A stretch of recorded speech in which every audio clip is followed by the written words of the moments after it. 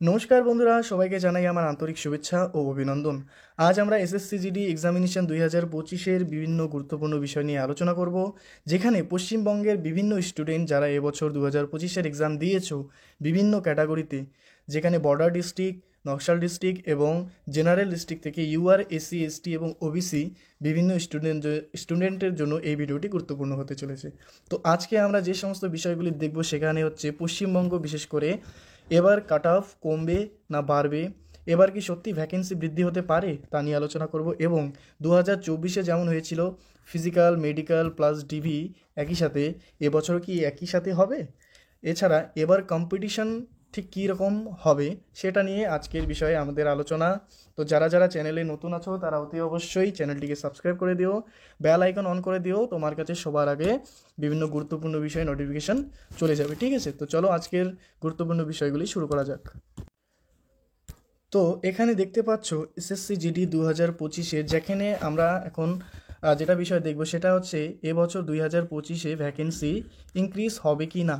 তো এখানে দেখো SSC GD constable previous years যদি আমরা আগে অ্যানালিসিস করে দেখি, যেখানে আজকে 2022, 2023-24 এবং 2025-এর ডেটা ওপর নির্ধারিত করে আমরা দেখব। তো চলো দেখা যাক। দেখো প্রথমে ভ্যাকেন্সিস যদি আমরা দেখি 2022-এর ক্ষেত্রে যদি আমরা দেখি, দেখো এখানে টোটাল ভ্যাকেন্সি কত ছিল।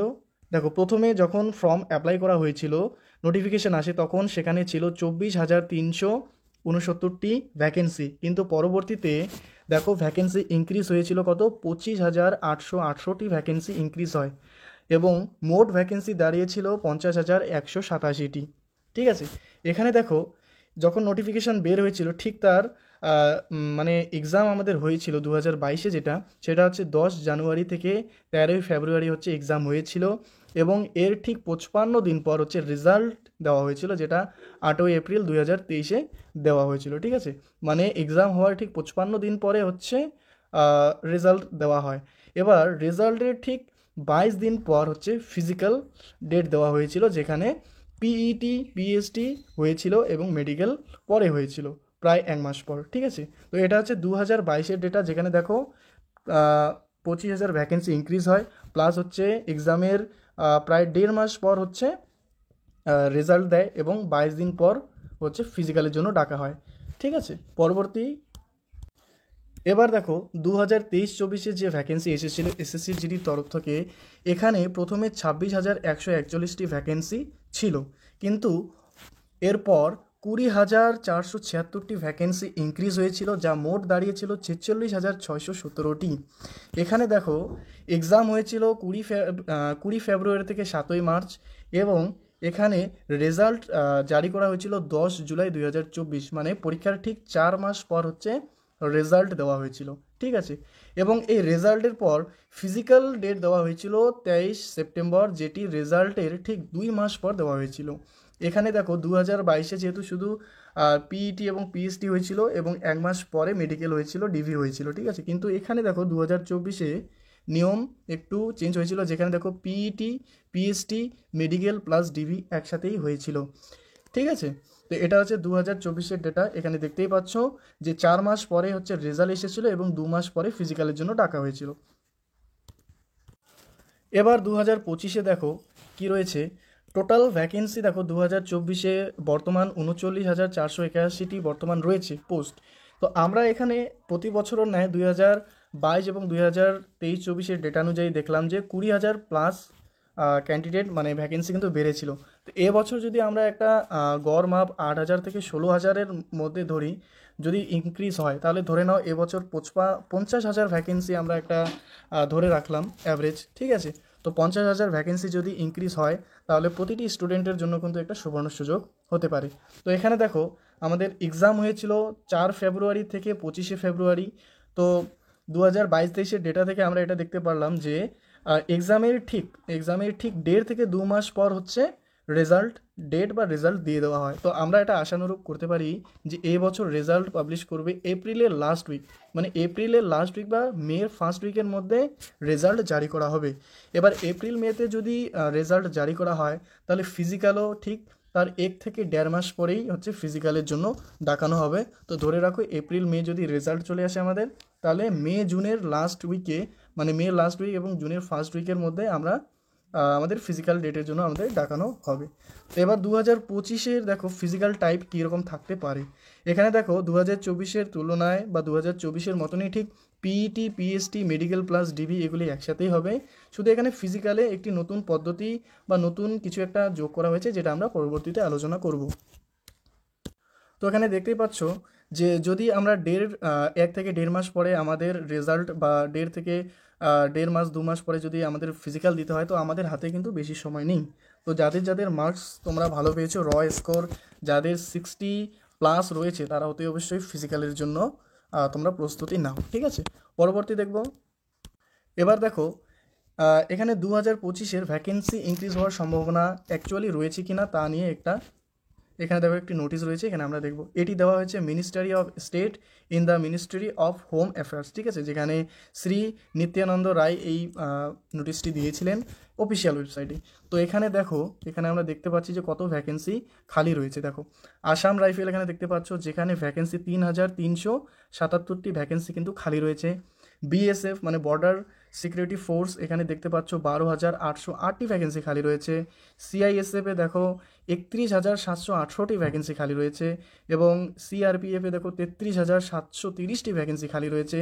এবার আইটিবিপিতে দেখতে পাচ্ছ 9,861টি ভ্যাকেন্সি খালি রয়েছে, এবং এখানে দেখো এসএসবিতে 8,646টি ভ্যাকেন্সি খালি রয়েছে। এগুলি মোটামুটি ধরে রাখো যে 1 লাখ প্লাস ভ্যাকেন্সি এখানে টোটাল আছে বর্তমান খালি।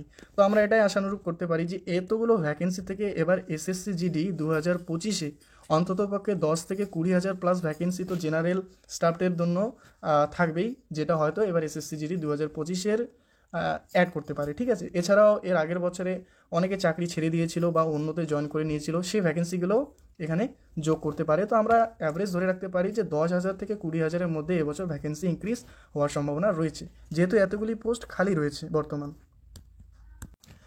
এবার দেখব কাট অফ অ্যানালিসিস। 2024-এর তুলনায় 2025-এর কাট অফ কমবে না বাড়বে তা নিয়ে এখানে একটা ডেডিকেটেড রয়েছে। একটা দেখো র্যাঙ্ক মিত্রা একটি এক্সপেক্টেড কাট অফ যেটা দিয়েছে, সেটা অনুযায়ী আমরা এবার দেখে নিতে পারি যে এবার এক্সপেক্টেড কাট অফ কত যেতে পারে ফিজিক্যালের জন্য, ঠিক আছে। তো আগেই বলে রাখি, এখানে যে স্টেট ওয়াইজ কাট অফগুলি দেওয়া রয়েছে, এটা কিন্তু একটু হাই র্যাঙ্কের কাট অফ দেওয়া হয়েছে, ঠিক আছে। যেহেতু এখানে শুধুমাত্র 3 লাখ স্টুডেন্টের ডেটার উপর কাজ করা হয়েছে, কিন্তু টোটাল তো 25 লক্ষ প্লাস স্টুডেন্ট রয়েছে। তো আমি তোমাদের বলতে পারি এই র্যাঙ্ক মিত্রার যে কাট অফ রয়েছে, এর থেকে -10 যাদের রয়েছে তারাও ফিজিক্যালে চান্স পাবে। যাদের নর্মালাইজেশন মার্কস -10 এই র্যাঙ্ক মিত্রার ডেটা অনুযায়ী মিলে যাবে, তারা কিন্তু অতি অবশ্যই তোমরা চান্স পাবে। তো কেউ এই ডেটা দেখে ঘাবড়ে যেও না যে আমরা চান্স পাবো না বা এরকম কিছু। তো চলো এখানে স্টেট ওয়াইজ একটু দেখে নিই কাট অফ কত ছিল। এখানে দেখো প্রথমে উত্তরপ্রদেশে দেওয়া রয়েছে UR category 130, OBC 128, EWS 127, SC 113 এবং এসটি 109 দেওয়া রয়েছে। বিহারে দেখো 124, ওবিসি 122, ইডাব্লিউএস 120, এসসি 100 এবং এসটি 111। রাজস্থানে রয়েছে 136, ওবিসি 135, ইডাব্লিউএস 134 এবং এসসি 118 এবং এসটিও 118। ওয়েস্ট বেঙ্গল, বিশেষ করে ওয়েস্ট বেঙ্গল ছাত্ররা ভালো করে দেখে রাখো, ইউআরএ রয়েছে 104, ঠিক আছে। তো আমি যেটা আগে বললাম যে -10 নাম্বার, ঠিক আছে। তো তোমরা এখানে ধরে রাখতে পারো যাদের 94 নাম্বার নর্মালাইজেশনের পর আসবে, তারা অতি অবশ্যই ফিজিক্যালি চান্স পাবে, ঠিক আছে। এছাড়া 103 যারা রয়েছে, মানে তুমি 93 ধরে রাখতে পারো ওবিসি। এরপর ইডাব্লিউএস এর কোনো এখানে ডেটা দেওয়া নেই, কিন্তু তুমি ধরে রাখতে পারো যে 2024-এর যে কাট অফ গিয়েছিল তার থেকে -5 নাম্বার তুমি ধরে রাখতে পারো। এরপর এসসি দেখো এখানে রয়েছে 84.88, মানে এখান থেকে তুমি যদি -10 করো তাহলে হচ্ছে 74 যাদের রয়েছে এসসি, ঠিক আছে। এখানে বিভিন্ন এরিয়া থেকে বলছি, বর্ডার, নকশাল এবং তোমার জেনারেল এরিয়া থেকে যারা রয়েছে, এখানে অ্যাপ্রক্স দেওয়া রয়েছে, তোমরা একটা আনুমানিক ধারণা করে নেবা। তো দেখে নাও এখানে 84 দেওয়া রয়েছে এসসি, তো 74 মাইনাস, ঠিক আছে, এর কাট অফ আসতে পারে। এবং এসটি যারা রয়েছে, এসটিতেও 84 রয়েছে, মানে -10 করলে 74 কাট অফ এবছর আসবে, ঠিক আছে। পরবর্তী দেখে নেবো। দেখো এখানে তামিলনাড়ু রয়েছে, তামিলনাড়ু হচ্ছে 79, 75, 50, 53। এছাড়া মধ্যপ্রদেশ, মহারাষ্ট্র, কর্ণাটক, আসামে যারা রয়েছে দেখো 54 হচ্ছে যাচ্ছে কাট অফ। এছাড়া বাকি কোনো ডেটা এখানে দেওয়া নেই। যেগুলি ডেটা দেওয়া নেই সেগুলি 2024-এর যে কাট অফ ছিল, অফিসিয়াল কাট অফ, যেটা তোমরা দেখে নেবে, তার থেকে -4 বা 5 তোমরা ধরে রাখতে পারো এক্সপেক্টেড কাট অফ 2025-এর জন্য। এছাড়া গুজরাট রয়েছে, ঝাড়খণ্ড রয়েছে। এছাড়া দেখো হরিয়ানাও রয়েছে এখানে। তো যাদের যাদের স্টেট ওয়াইজ কাট আপ তোমরা এখানে দেখতে পারো, ঠিক আছে, এখানে তোমরা স্ক্রিনশট নিয়ে রাখতে পারো এটা। এবার দেখো 2025-এর ফিজিক্যালে যে পরিবর্তনটা হয়েছে তা নিয়ে এবার আলোচনা করব।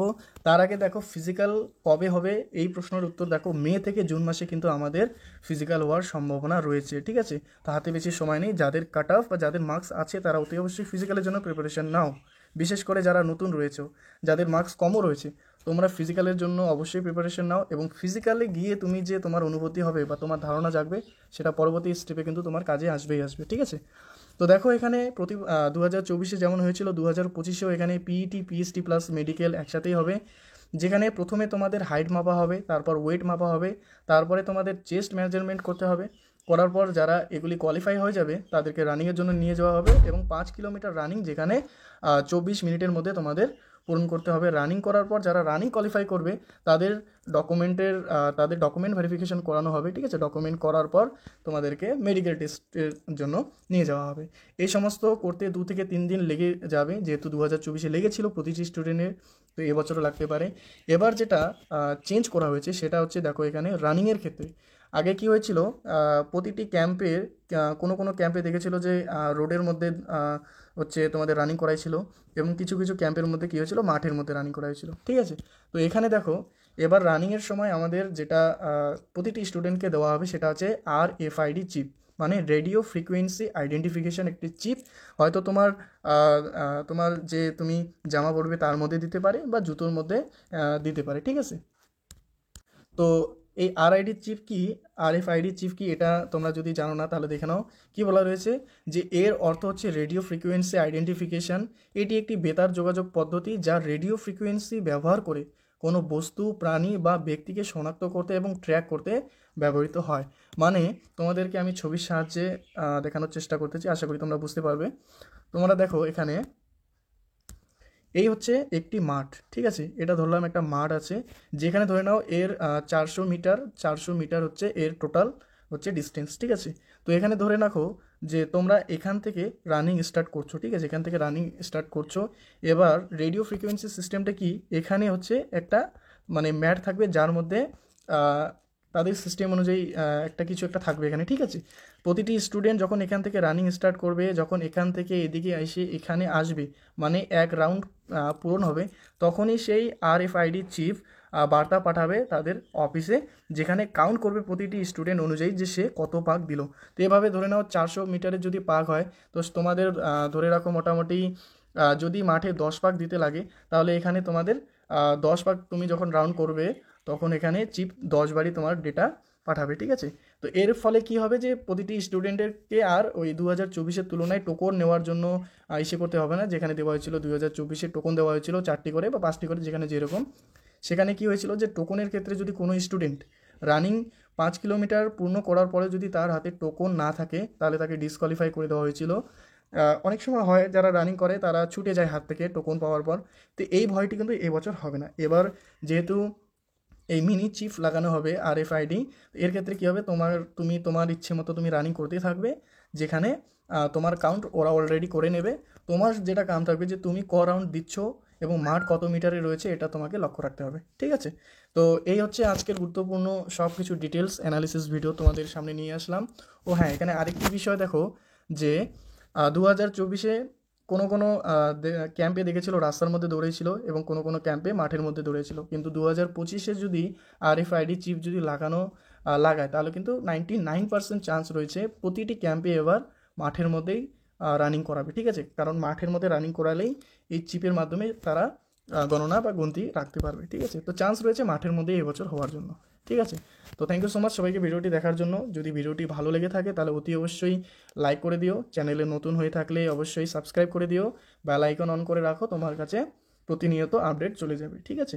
SSC GD সম্পর্কে বিভিন্ন বিষয়ে তোমাদের কোনো কনফিউজ থাকলে তোমরা অতি অবশ্যই কমেন্ট করো, কমেন্টে তোমাদের উত্তর দেওয়ার আমি চেষ্টা করব, ঠিক আছে। তো থ্যাংক ইউ, আজকের এতটুকুনি ভিডিওটি ভালো লাগলে লাইক করে দিও, ঠিক আছে।